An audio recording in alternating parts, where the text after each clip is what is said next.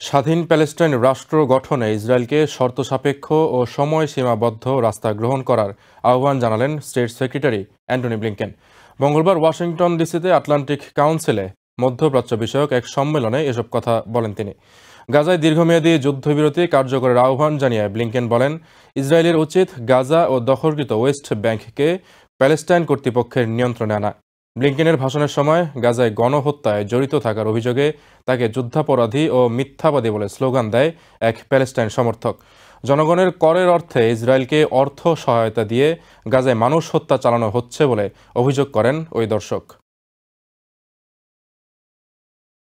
Unilateral and misguided exit from the Iran nuclear deal, we made clear there was a path to mutual return to compliance if Tehran was willing to take the steps necessary.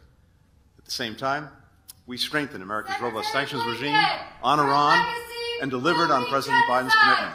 You will forever be known as Bloody Blinken, Secretary of Genocide. You have the blood of hundreds of thousands of innocent people on your hands. New York থেকে সম্প্রচারিত TVN 24 television বিশ্বজুড়ে বাঙালির কণ্ঠস্বর।